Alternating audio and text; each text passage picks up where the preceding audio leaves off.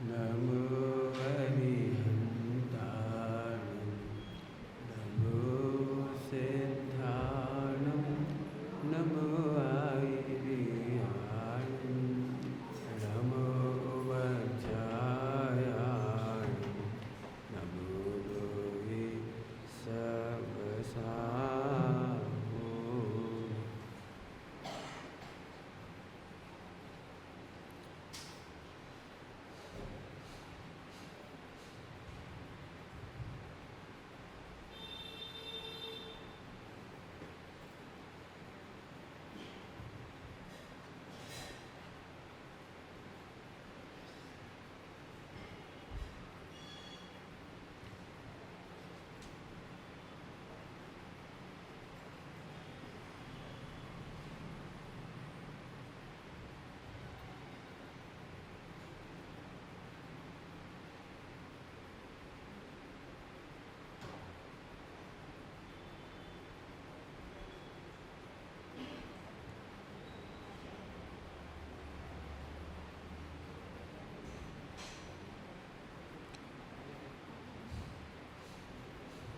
नमः शमय साराय स्वानुभूत्याचकास्ते चिस्वावायुवावाय सर्वभावान्तरच्छ।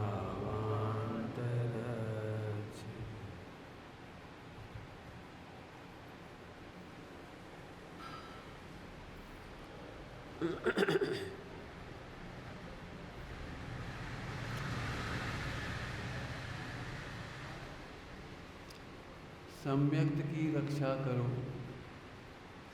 सम्यक दर्शन का मतलब यदि शब्दों में रह जाओगे तो ऐसा लगता है हमें नहीं चाहिए सम्यक दर्शन। तो सम्यक दर्शन का सीधा मतलब है सुखी होने के मार्ग की श्रद्धा। सम्यक दर्शन मतलब सुखी होने के मार्ग की श्रद्धा। अब सुखी तो होने कि नहीं होने बोला। मैं इसलिए कह रहा हूँ कई बार हम लोगों से बात करते हैं कि हमें नहीं चाहिए सम्यक दर्शन, हमें मिथ्यात्म का दिक्कत, क्योंकि मिथ्यात्म का दुख इसे दुख ही नहीं लगता। मिल के देख लो, पूछ लो आप, बताओ कौन आकर कहता है मैं मिथ्यात्म से दुखी हूँ। पत्नी से दुखी हूँ ये कह देगा, बच्चों से दुखी हूँ, व्यापार से दुखी हूँ, रोग से दुखी हूँ ये कह देगा, गरीबी से दुखी हूँ ये कह देगा। मिथ्यात्म से दुख किसको लगता है? पंडित साहब ने एक बार बहुत अच्छी बात कही, सुमन धर्म करो ये मत कहो, सुखी हो ये कहो। धर्म करने की कहो ना तो लोग अब भी धर्म तुम्हें करिए मंदिर जाके धर्म, तुम्हें पढ़त रहो, तुम्हें करो धर्म, हमें नहीं करने धर्म। अरे धर्म माने सुखी होना, सुखी होने के मार्ग की श्रद्धा माने सम्यक दर्शन। अब ये निर्णय करो सुखी होना है कि नहीं होना है। अब कौन कह देगा विश्व में कि हमें दुखी होना है? बोलो, आवाज़ सही नहीं, कुछ मज़ा नहीं आ रहा।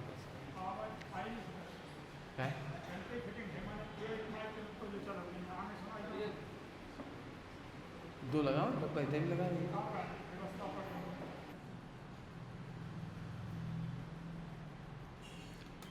सम्यक्त की श्रद्धा मतलब सुखी होने की श्रद्धा। तू जो उपाय करता है सो झूठी, टोटोमली सामने लिखा है। सम्यक दर्शन ज्ञान चाय की चर्चा तो बाद में शुरू करी। तू जो उपाय करता है सो झूठे, हम जो उपाय कहते हैं सो सच्चे हैं, इस बात की श्रद्धा कर। तो पंडित साहब ने दो पंक्तियाँ लिखी जिसकी चर्चा कल हुई है, लेकिन अपन करेंगे अभी। सम्यक की रक्षा करो मतलब सुखी होने के मार्ग की रक्षा। पहले तो विश्वास ही करो और उस विश्वास की रक्षा करो। रक्षा कब करना पड़ती है? जब लुटेरे बहुत हों। रक्षा कब करना पड़ती है? रेलगाड़ी में तुम जा रहे हो और सोना चांदी ले जा रहे हो, रक्षा करो। जब बिटिया की विदा करती हैं घर से, वो जेवर ले जाती, गहने ले जाती, कपड़े ले जाती, सूटकेस, क्या कहते हैं जाते जाते? बोलो, संभाल के ले जाइयो। और खाली हाथ जा रहा हो तो, कछु नहीं जा रहा हो तो फिर कहते तुम ही ठीक से जाइए। मैंने ऊधम मत मचा जाइयो, हर स्टेशन उतरो, हर नल के पीछे पानी पियत रहो, दौड़ा भागी मत करत रहियो, तुम ठीक से जाइयो। सम्यक्त रत्न है, इसकी रक्षा करो। रक्षा बहुत, पंडित साहब के मन को समझने की कोशिश करना। भाषा सादी है लेकिन बात गहरी है थोड़ी सी। रक्षा करो क्योंकि इसके लुटेरे बहुत हैं। चौड़ामणि साहब ने क्या लिखा है? तेरे श्रद्धा रूपी धन को लूट लेती, लूट लेते हैं। बेटा कितने लुटेरे मिले तुम्हें अभी तक? बताओ कितने लुटेरे मिले? सब सम्यक दृष्टि माता पिता नहीं हो तो भी श्रद्धा को लूट लेते हैं।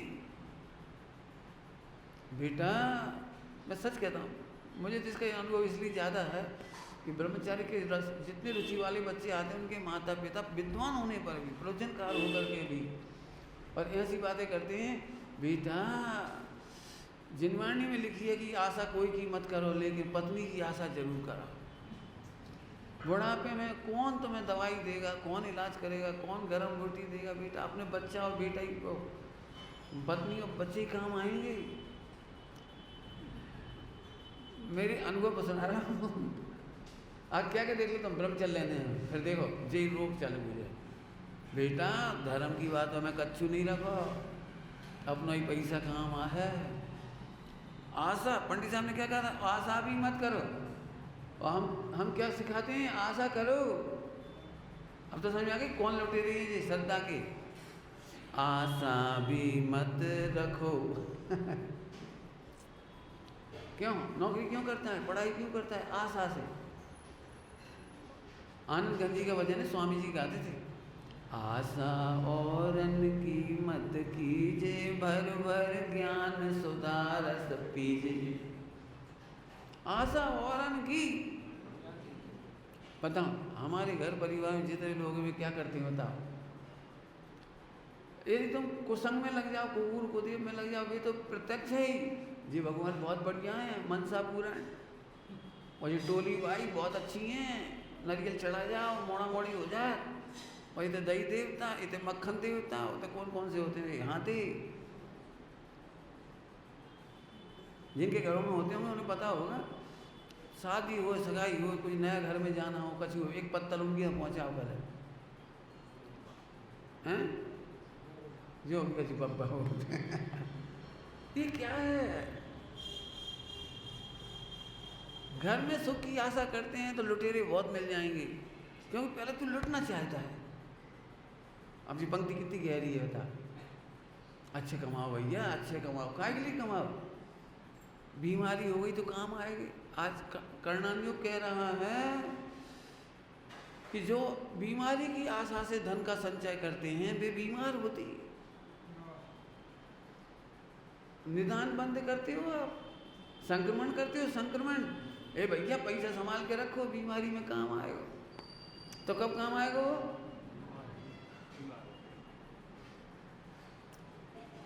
ऐसा नहीं हो सकता हम बीमार ही ना हो। नहीं पंडित जी, जो तो नहीं हो सकता। अरे हो सकता है, हो सकता है।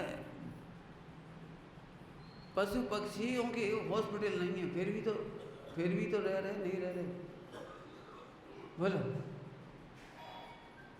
समुद्र में कितने चिकित्सालय खोले हैं बता दे, वे रह रहे नहीं रह रहे। लेकिन इसको रखता है नहीं, बहुत अच्छी भाषा में कह रहा हूँ, इसकी प्रतिभा, कल सुबह कहा था, इसकी प्रतिभा, इसके पुण्य के उदय से प्राप्त चक्र ही इसकी गर्दन कटने का कारण है। जिसमें टैलेंट नहीं है वो सोच रहा कहीं चपरासी बन जाए, जरा टैलेंट भाई तो टीचर बन जाए, टीचर बन गए तो हेडमास्टर बन जाए, हेडमास्टर बन गए तो डीओ बीओ बन जाए, फिर भला बन जाए। कहा है जी तुम्हें? जब 4 रोटी की व्यवस्था हो गई तो कमाने की मत सोचो। कुछ कह रहे कमाने की मत सोचो, लाख वाला करोड़, करोड़ वाला अरब, अरब वाला खरब। यह है मिथ्यात्व का तीव्र उदय। तुम तो शास्त्रीय भाषा में कहते हो, हम ये कह रहे प्रैक्टिकल भाषा में। तृष्णा मिथ्यात्व के उदय में होती है। न तुम्हें करोड़ में चैन, न अरब में, न खरब में। खरब मिल जाएंगे तो भी तुम्हें चैन नहीं मिलेगी। क्या मतलब? फिर समझो, ये देह, ये उपयोग, ये क्षोभसम, ये सारा देवशास्त्र का योग, मंद कसाय हो, मंद कसाय हो, मिथ्यात्व का मंद उदय हो, तो इसकी बुद्धि आत्मा परमात्मा में लगती है। क्या में लगती है? आत्मा परमात्मा में लगती है। नहीं नहीं नहीं प्रभु, मुझे तो अपनी बात लगती है। मैं बहुत कक्षा 6 में था, घर की स्थिति तो ऐसी नहीं थी कि पिताजी ब्रह्मचर्य लेने देंगे, क्योंकि ब्रह्मचर्य हो तो उस समय हमें ये नहीं पता था कि कहीं ब्रह्मचर्य आश्रम भी होता है, ना हमें पता था 6ठी कक्षा में कि हम प्रवचन कर पाएंगे, हमें थोड़ी कुछ पता था, हम तो बच्चे थे। लेकिन भावना जरूर ऐसी थी कि ब्रह्मचर्य लेना है बस। तो अब हमने सोची यदि हम ब्रह्मचर्य लेंगे तो हमें 1 लाख तो चाहिए आजकल उस जमाने। तो पिताजी थोड़ी देंगे, बनिया आदमी मोड़ा भी जाए और 1 लाख की पूंजी जाए, ऐसा पाप नहीं कर सकते वो। तो हमने फिर सोच लिया कि अच्छे से पढ़ाई करेंगे और जैसे ही हमारे 1 लाख हो जाएंगे हम नौकरी छोड़ेंगे। उसी समय सोच लिया था। कमाना उद्देश्य नहीं था, ब्रह्मचर्य उद्देश्य था। संयोग की बात थी, सच में बिल्कुल घर बैठे ऐसे नौकरी मिल गई, ऐसे मिल गई हम खुद कल्पना नहीं कर सकते आज के ज़माने में। 500 रुपये महीना की नौकरी मिली पोस्ट ऑफिस से, हम इतने खुश जैसे हमारा मोक्ष होगा। इसलिए खुश थे कि अब हम पिताजी से पैसा नहीं मांगने, 25 रुपया किराए को कमरा लेके अपनी रोटी बनाएंगे, खाएंगे और कमाते रहेंगे, छोटी अपना कल्याण कर रहे हैं। कुछ नहीं, कुछ सोचा ही नहीं। 11वीं पास करके नौकरी लग गई, बता दो कोई कल्पना करेगा 11वीं पास करके? कोई बात नहीं, लेकिन आनंद उधर नहीं आ रहा था, आनंद इसी का चल रहा था। अब हमने कहा जी 5 रुपये महीना में तो 1 लाख कब हुई है, खर्चा निकाल के कब होंगी 1 लाख। संयोग से 3 साल बाद डबल तनख्वाह हो गई, प्रोफेसर की नौकरी लग गई। अपने यहाँ बिल्कुल दौड़ा दौड़ा डालेगा, अचंबा होगा आपको, दूसरी नौकरी भी ऐसी लग गई। चलो लग गई, तो अब हम इस बात की खुशी थी जल्दी मुक्त होंगे। मैं कुछ कह रहा हूँ, मिथ्यात्व का मंद उदय हो तो ऐसे भाव आते, और तीव्र उदय हो तो अपने ही टैलेंट से फंसते चले जाते, फंसते जाते। हमारे सारे प्रोफेसर लोग कॉमर्स में वो करते थे ट्यूशन, 5 बजे सुबह से लेकर रात को 12 बजे तक, और हर महीना लाख रुपए कमाते होंगे कम से कम। उस जमाने में खूब कमाने में व्यस्त। हमने नहीं करी, हमने वो ही समय स्वाध्याय करने में लगाया, क्योंकि हमारी स्वाध्याय व्यवस्थित तब हुई, उसके पहले व्यवस्थित तो हुई नहीं थी। पढ़ने का टाइम अब हमें लगा, हमें खूब स्वाध्याय किया। कॉलेज प्रोफेसर थे जब, संयोग से पंडित साहब के चरण मिल गए, उन्होंने उसकी फिनिशिंग कर दी, जो पढ़ाई करी थी उसकी फिनिशिंग उन्होंने करी। उन्होंने गलतियाँ निकाली, हमने पंडित साहब के चरण स्पर्श किए, हमें पंडित साहब भगवान बनने का आशीर्वाद दिए। भाव भक्त तो बन जाओ। मैंने यही गुरु सच्चे हैं जो ये कह सकते हैं, दूर से तो झट खुश हो जाए, हाँ बेटा भगवान बनो, भक्त तो बन जाओ पहले। और तो भक्त सो ही बनने, अब उपयोग कहाँ गए? अब पंडित साहब से बार बार ये पूछे भक्त कैसे बनती है? और तब भी उन्होंने सारे गुण बताए, कैसे अंतर्मुखी उपयोग होता है ये बताया। देवशास्त्र गुरु प्रति विनय क्या चीज़ होती है ये सिखाई। जैसे बच्चे को लिखवाना नहीं सिखाते हैं, ऐसे सिखाया पंडित साहब ने, बिल्कुल प्रैक्टिकल। मैं अपनी गलतियां बताऊँ ना तो 20-20 साल लगे एक गलती दूर करने में, 20 साल। अब सोचो, अब तब हमें समझ में आया कि गुरुओं की सन्निधि में रह करके शिष्य कैसे शिष्य बनती है। अभी हम जानकारी लेने वाले लोग हैं, मोक्ष मार्गी नहीं है। अंतर समझ में आया कुछ? क्या कहा? ग्रंथों की जानकारियाँ होना अलग बात है और उनको प्रॉपर अप्लाई करना अलग बात है। जैसे तुम में से किसी ने रोटी ना बनाई हो, फिर भी रोटी बनते तो देखी होगी, तो तुम्हें लगता है बड़ा सरल है, बड़ा सरल है। तो जिसने नहीं बनाई हो वो क्या करेगा? आटो लेगो, पानी डालेगो, नमक डाल देगो, देखा देखी सब कर लेगो, लेकिन वो लोच नहीं आ सकता। क्या तो हाथ छप जाए, क्या पना छप जाए, क्या पटा बेलन छप जाए। वो रोटी नहीं बनेगी जैसी। क्यों? मटेरियल तो वही है, तुम्हें जानकारी है, और महिलाओं को उसका एप्लीकेशन है, प्रयोग है। पंडित साहब के पास केवल प्रयोग दिखाई दिए, मुझे पूरे हिंदुस्तान में प्रयोग दिखाई नहीं दिए। मैं खुद कह रहा हूँ ये बात। विद्वान तो बहुत मिले हमें, जानकारी के होल्डर, जानकारी के मालिक तो बहुत मिले, लेकिन प्रयोग विनय। पंडित साहब ने हमसे कहा तुम ढोक कैसे देते हो, करके दिखाओ। अकेले में ढोक कैसे देते हो? हमने ढोक दे के बताइए, मंदिर में ऐसे ढोक देंगे। उस समय तो पंडित साहब, हम और 2 ही जने मैंने ज़्यादा रहे, खूब शुरू में कोई ज़्यादा लोग नहीं थे। तो पंडित साहब ने मेरी जो पत्र भी लिखी है ना, मैंने किसी साधर्मी हो तो बे तक पढ़ी और फिर कहा ये तुमने क्या लिखा है इसमें, ऐसे लिखना चाहिए, ऐसे नहीं लिखा करो, ऐसे लिखा करो। मेरी लेखनी सुधारी। एक बार मेरे मुंह से निकल गया, पंडित साहब आजकल तो अपन लोग तो ऐसे ही हैं, अपन लोग तो शिथिल हैं, मतलब। तो तत्काल बोले अपन नहीं, मैं कहो। निकल जाता ना, अपन लोग तो ऐसे ही कर लेते हैं, अपन लोग तो खा लेते हैं, अपन लोग तो चले जाते हैं, अपन लोग तो विदाउट टिकट चले जाते, बोल देते हैं एक तकिया कलाम जैसे। तो पंडित साहब के अपन नहीं, मैं कहो, हमें कहा लपेट रहे। तब हमें समझ में आई कि अपन में और मैं में क्या अंतर है। क्या कह रहे हैं उनने, अंतर समझाया, अपन और मैं में क्या अंतर है। सर्वनाम भी सिखाई, सर्वनाम। बहुत बहुत उनका उपकार बहुत है। यहाँ समझो, जानकारी के होल्डर बनना है या आपको मोक्ष मार्गी बनना है, ये सोचा। तो ये क्या कह रहे हैं, आशा पर की मत करो, बहुत बड़ी लड़ाई है, लिखो इसको। आशा पर की मत करो, और ऊपर की लाइन थी भयभीत मत रहो। भयभीत में अभी मैं सप्त भय का वर्णन नहीं करूँगा अभी, क्योंकि इतना समय अपने पास नहीं है। अपने को 8 दिन में पूरा प्रकरण लेना है। इस पे मैंने बहुत विस्तार से 3-3, 4-4 घंटे का, 5-5, 6-6 घंटे का प्रवचन पहले किया है। हैं ऑनलाइन में सारे के सारे, सम्यक दृष्टि के 8 अंग के नाम पे हैं। तो उसमें जो कह चुके वो अभी नहीं कहना है हमें। अभी तो हमें कुछ और जो पंडित साहब की भावना वो बतानी है। भयभीत मत रहो। हमने ब्रह्मचर्य ले लिया तो कछु होगा, तो भयभीत मत रहो। यदि हमने सम्यक श्रद्धान कर लिया और पैसा नहीं आया तो भयभीत मत रहो। स्वर्ग नहीं मिला तो भयभीत मत रहो। अरे मोक्ष नहीं मिला तो भयभीत मत रहो। जल्दी जल्दी कह दी 4-5 बातें, बहुत सारी कहना है हमें। तो तुम्हारे अंदर में भय है बेटा, शादी कर रहे हो कोई बात नहीं, धर्म करते रहना, तो फौरन भयभीत हो जाता है। वो पत्नी को पसंद नहीं आया तो, और पति को पसंद नहीं आया तो, और भी धर्म की चर्चा में हमें गलत समझ गए तो, और भी हमारा तिरस्कार करने लगे तो, हमारी सहेलियाँ मजाक उड़ाने लगी तो, और हमारी सासू ने हमें निकाल दो तो। कितनी भाई बता दी इतनी जल्दी। पढ़ना, नीली सती की कहानी पढ़ी है। रात्रि भोजन का त्याग किया हुआ था। नीली का ही किसका है नाम मिल जाते थे, सोमा सती। रात्रि भोजन नहीं करती थी, वो तो भयभीत नहीं हुई, चली गई।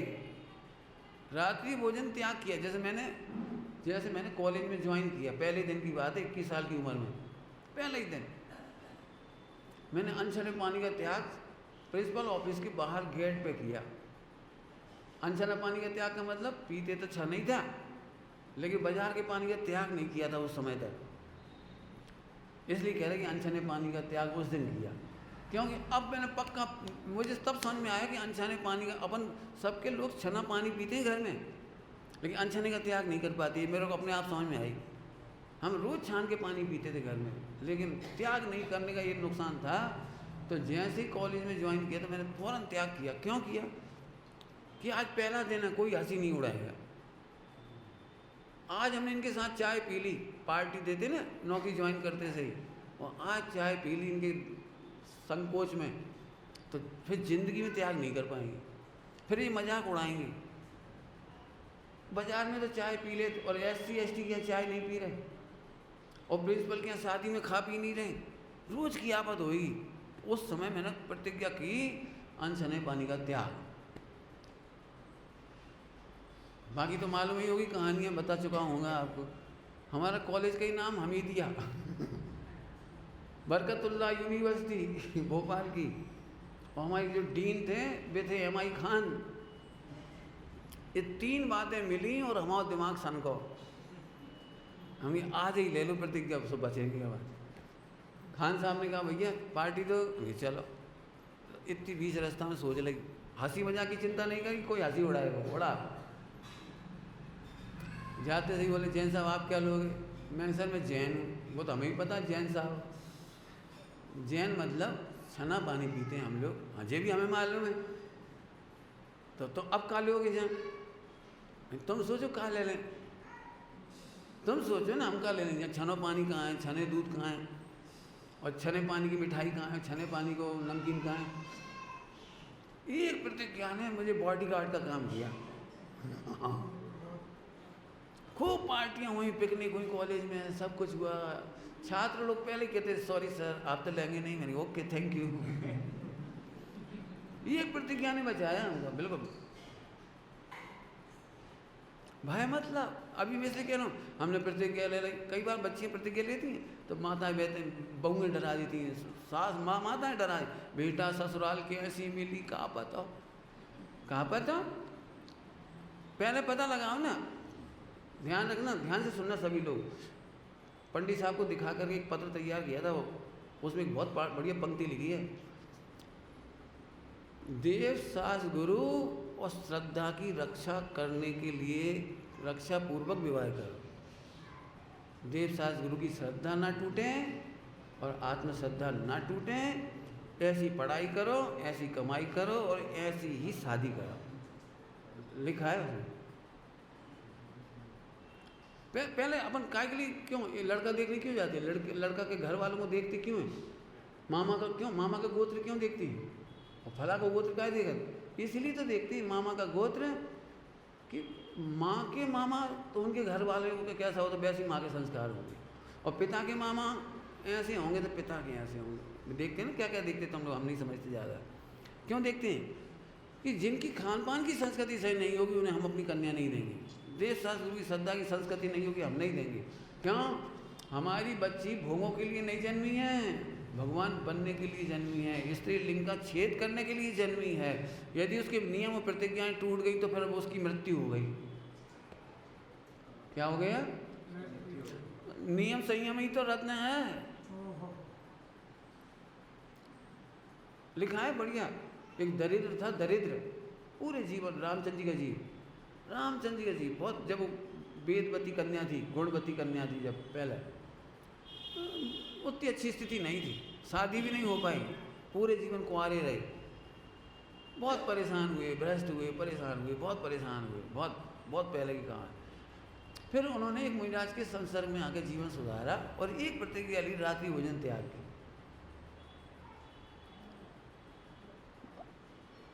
दुर्भाग्य से घर नहीं, पत्नी नहीं, बच्चे नहीं, व्यापार नहीं, कुछ नहीं, रामचंद्र जी का जीव, और घर ऐसे फिरते फिर रहे बस।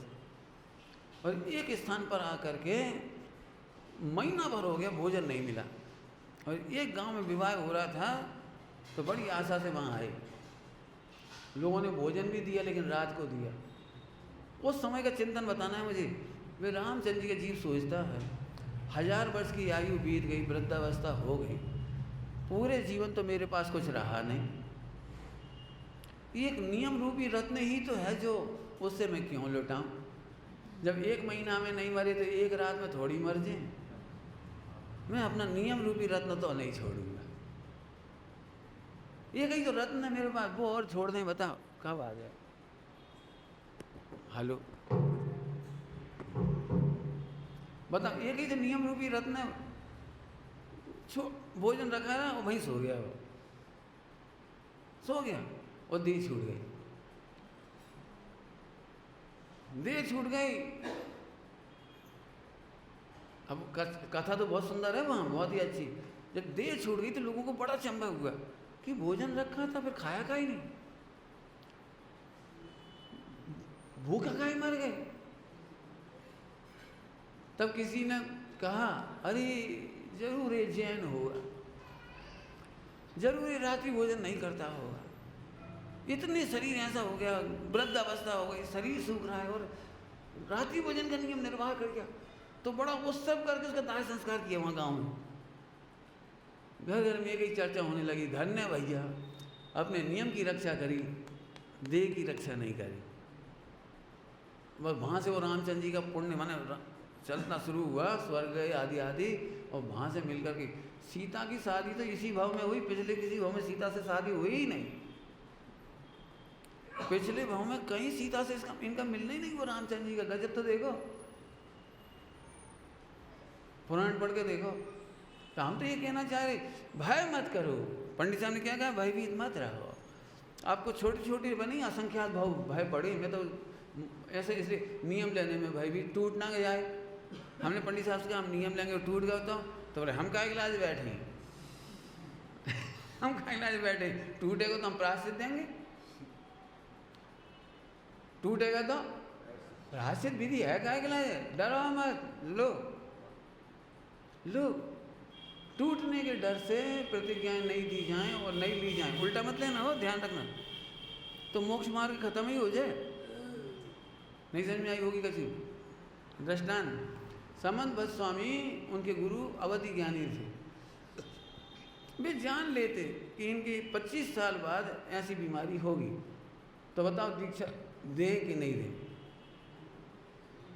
25 साल बाद गड़बड़ होएगी। रुद्र की उत्पत्ति में सत्य की मुनिराज, गड़बड़ तो होएगी, बोलो दीक्षा दें कि नहीं दें। यदि हर जीव को हम उसका अवधि यहाँ से पूरा भविष्य देखेंगे तो फिर प्रतिज्ञा देना, दीक्षा देना ही बंद हो जाएंगे।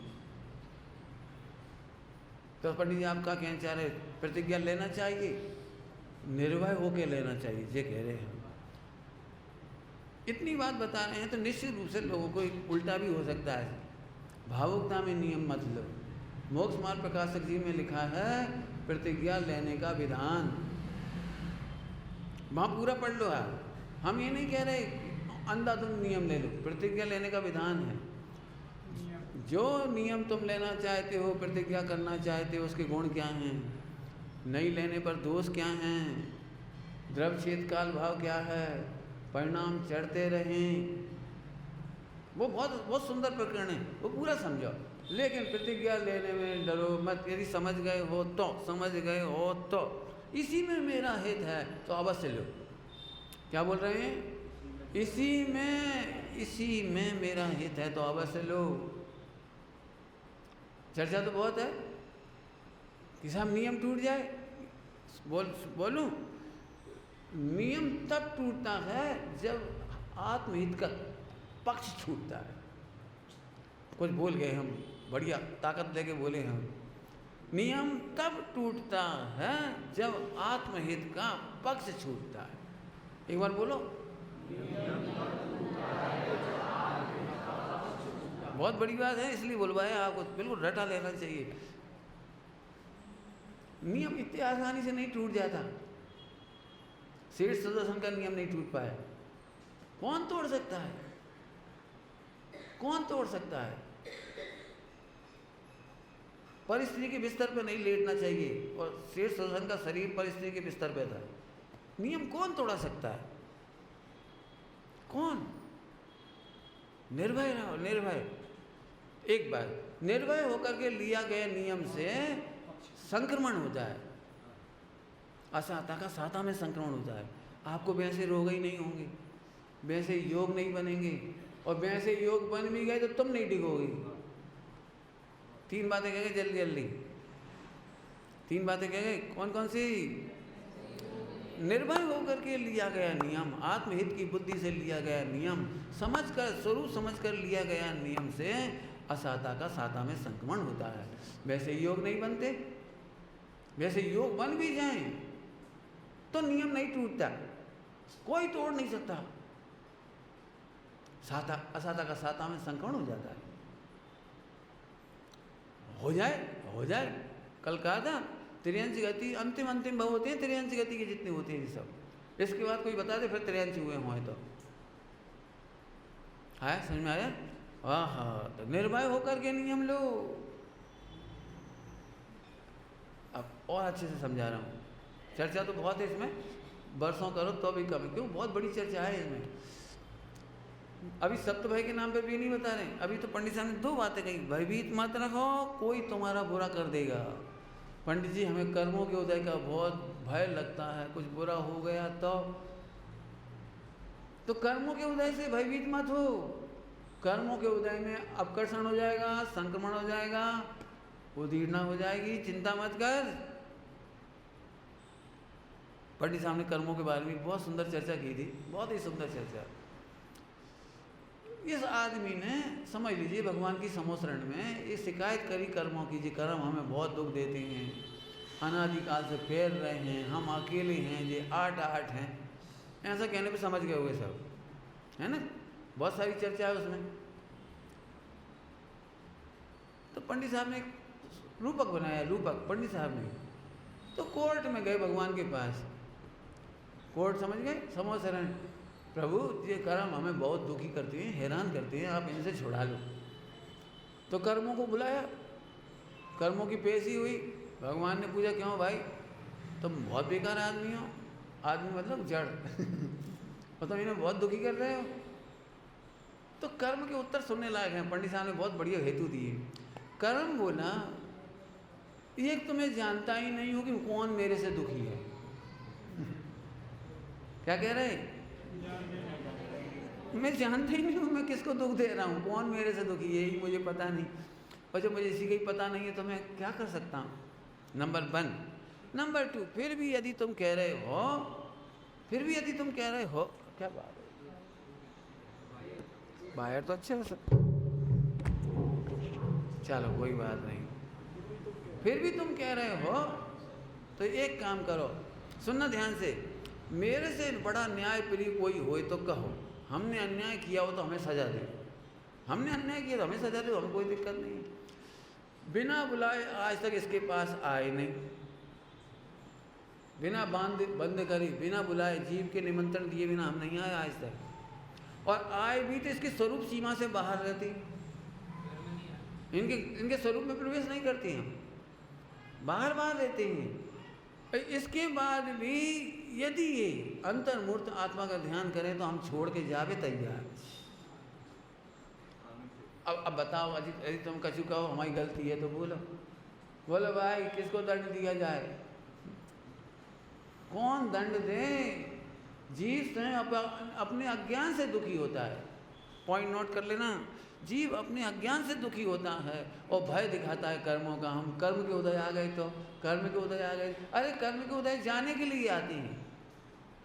सोचो जरा, अनादिकाल के कर्मों का स्टॉक होता तो क्या होता, सोचो, अनादिकाल के कर्मों का स्टॉक होता तो क्या होता। अरे वे तो जाने के लिए आते हैं। अब तेरी ताकत की बात है कि तू सही पाक निर्जरा करे कि अविपाक करे। अब जो पाठशाला पढ़ते होंगे, रोज स्वाध्याय सुनते होंगे, वे समझ गए होंगे सही पाक और अविपाक। तुझे फल भुगतन करके भी जाते हैं और तू चाहे तो फल दिए बिना भी चले जाएं, तो फायदे में रहना हो तो सोचो ना, कर्मों का भय मत करो, कर्म दुख नहीं देते हैं। तू अज्ञान से दुखी होता है, अज्ञान से दुखी होता है का मतलब समझो, तू दुखी होता है, यही अज्ञान है। क्या बोल गए हम जल्दी से, तुम दुखी होते हो ये अज्ञान है। क्या फोकट में दुखी हो रहे, दुख का कारण ही नहीं है। भजन सुना होगा, काहे तुम बिन कारण दुख,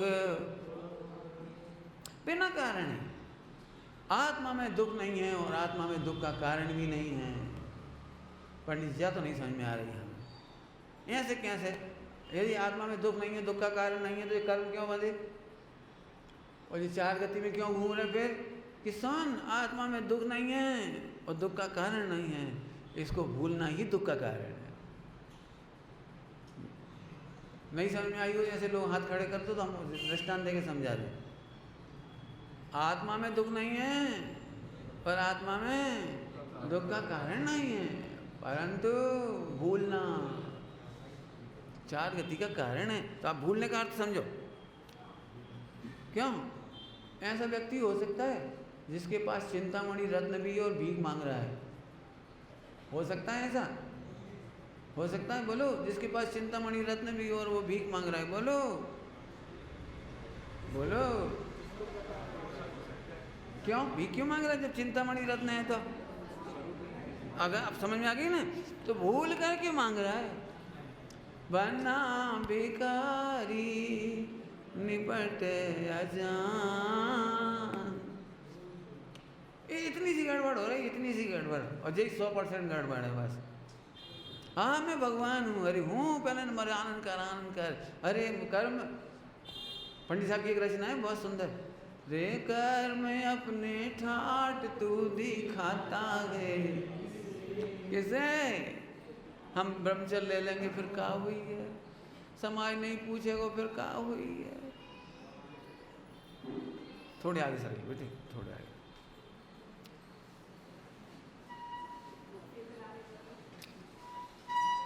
पुरुष वर्ग में भी बेगरे बैठे, थोड़ा अच्छे बैठे, बढ़िया सेटिंग हो गई।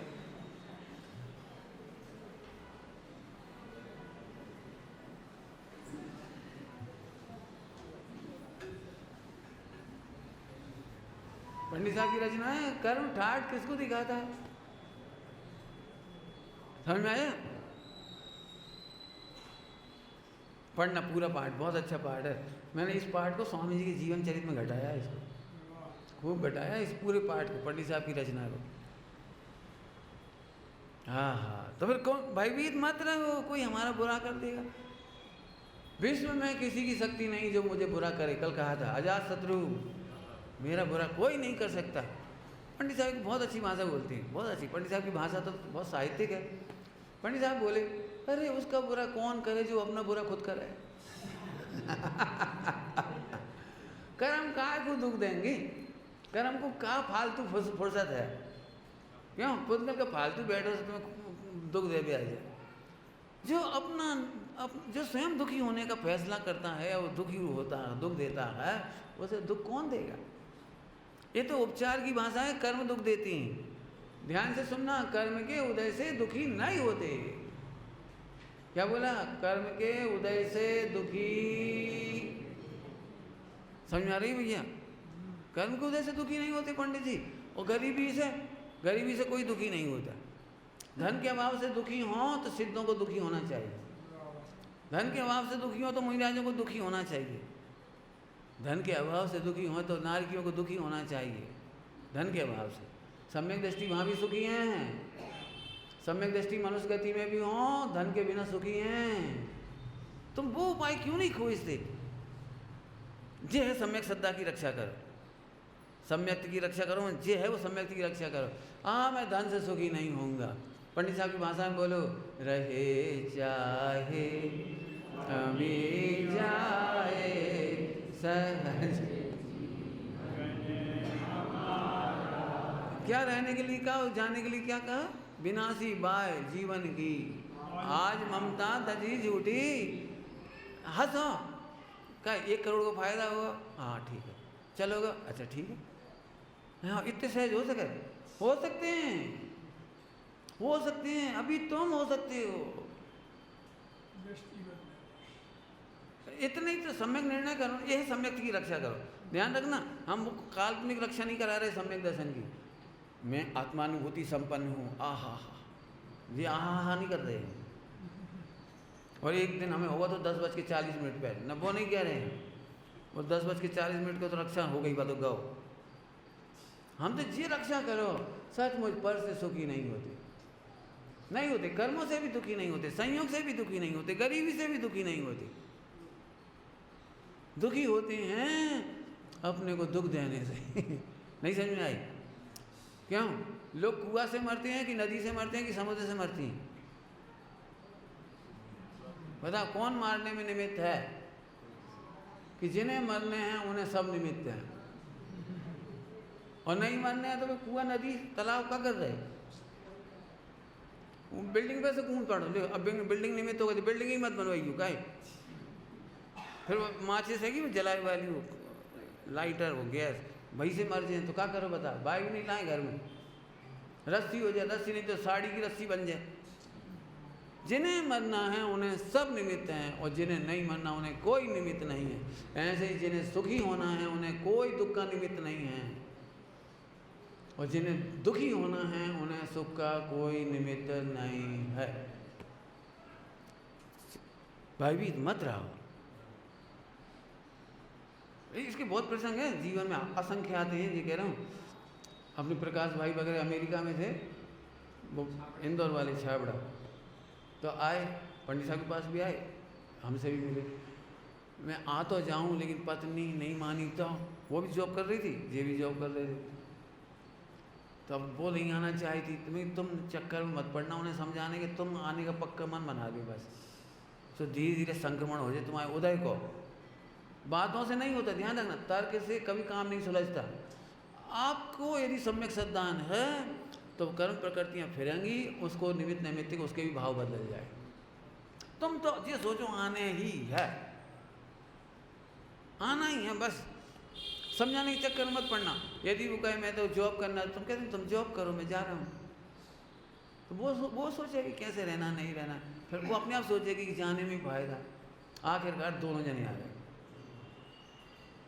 कुछ कहा मैंने, तर्क से मत समझाने की कोशिश करो।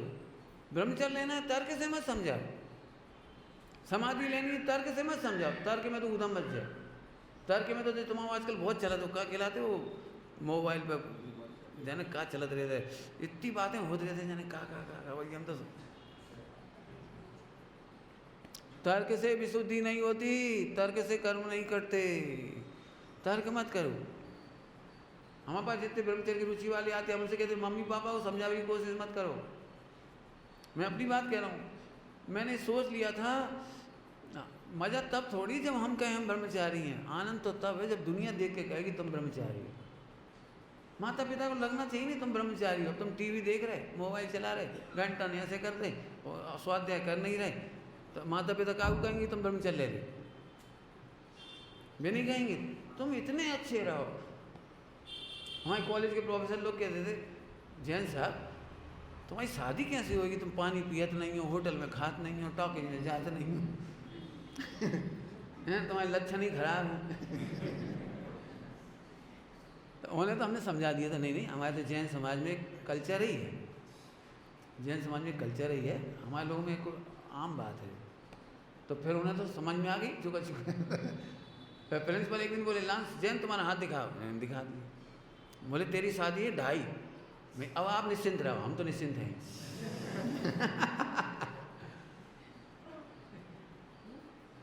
कहते रहो क्या फर्क पड़ रहा है। ये पंडित साहब ने क्या लिखा, बातों में मत आना, भयभीत नहीं होना, दे जाए तो चली जाए, लेकिन अपने नियम नहीं तोड़ेंगे, हम अपनी प्रतिज्ञा नहीं तोड़ेंगे। नियम और प्रतिज्ञा को समझा दे रहे बिल्कुल, जान मान नहीं जाती, इसमें ध्यान रखना, जान मान नहीं जाती है, ताकत बढ़ती है, बढ़ता है, मन बल बढ़ता है, वचन बल बढ़ता है, काय बल बढ़ता है, आयु बढ़ती है, श्वासोच्छ्वास की सामर्थ्य बढ़ती है, पाप करने वालों की सब घटती। पता है एक गलती करने वाले की आवाज़ में दम नहीं रहती, मन भी ऐसे कुंठित कुंठित होता रहता है, सोच नहीं पाता, वाणी में दम नहीं होती, शरीर में ताकत नहीं आती। अपराध करके देखो मन वचन काय बल कैसा होता है, 10 प्राणों कमजोर होते हैं बिल्कुल। अरे हम प्रतिज्ञा लेंगे हमारे तो 10 बल बढ़ेंगे, 10 प्राण बढ़ेंगे, घट कैसे जाएंगे। दृष्टांत दे दे रहे बिल्कुल, श्रद्धा की रक्षा करो, सम्यक की रक्षा करो। सम्यक को अभी भी हमने कुछ नहीं समझाया, अब वस्तु स्वरूप से समझा रहे। इतनी देर में कर्णान युग से प्रथमान युग से समझा रहे थे आपको, चरणान युग से समझा रहे थे, अब हम आपको द्रव्यान युग से समझा रहे थे। भयभीत मत रहो, क्यों? क्योंकि भय का कोई कारण नहीं। जैसे दृष्टांत बोलो, दूध में शक्कर डालेंगे तो दूध मीठा होगा कि खट्टा होगा कि कड़वा? बोलो जोर से बोलो, हेलो।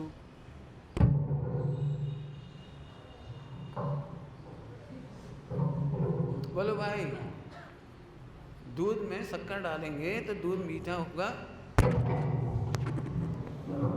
क्या बात है भाई, जगह लीड भी सही नहीं है क्या? अब ठीक है, अब बात बदली, अबे तो रहने दे, कोई बात नहीं, कोई बात नहीं, कब अबे हो रहा कुछ गाड़ो।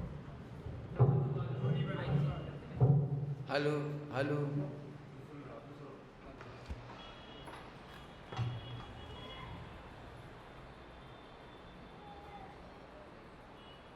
बोलो भाई, दूध में शक्कर डालेंगे तो क्या होगा? मीठा भी हो सकता है कि मीठा ही हो सकता है? कोई भय? भय भय काय का भय, काय का भय, पाकोदय भाव तो नहीं, पाकोदय भाव तो हमारा है यार। अच्छा 5 में जाए, ऐसे बोलेंगे थोड़ी देर, 5 मिनट है, जल्दी आ जा 5 में। रहने बेटा, अब चक्कर छोड़ो, अब चक्कर छोड़ो, अब बस त्याग है नहीं आज, कोई बात नहीं है। मेरे से जब भी कोई कहता है नहीं आप आइए हम आए हैं, तो हम कहते हैं पुण्य अच्छे से मानिए, आना जाना तुम्हारे हमारे हाथ में नहीं है, ये योग चाहिए, पुण्य का उदय चाहिए, बस बेटे अभी कुछ मत करो, हो गया। बस 2 मिनट बाद सुन के खत्म कर दे, टाइम हो रहा है अपने पास। वस्तु स्वरूप से विचार करने पर वस्तु स्वरूप में देखा जाए तो पाप का उदय आ ही नहीं सकता, इसलिए पाप के उदय का भय नहीं रहता। क्या बोल रहे हैं, पाप के उदय का पापी से पापी व्यक्ति हो, जैन हो, अजैन हो, हिंदुस्तान का हो, पाकिस्तान का हो, दूध में यदि शक्कर डालेगा तो मीठा ही होगा, नारंगी डाले तो मीठा होगा, कोई डाले, क्योंकि धर्म माने वस्तु का स्वभाव, और वस्तु का स्वभाव माने त्रैकालिक सत्य, त्रैकालिक सत्य, सर्वद्रव्य क्षेत्र काल भाव में लागू पड़े, उसका नाम धर्म। अब बताओ भयभीत कैसे रहेंगे साहब, हम अपने को आत्मा देखेंगे, उपाक को उदय आगा उत्तम, मजा नहीं आ रहा, इतनी बढ़िया बात सुनाना थी, बिल्कुल ही बोल रहा है। अनंतमती की कहानी सुना के छोटी सी पूरी कर रही बात, हो जाए जितनी कह पाए। अनंतमती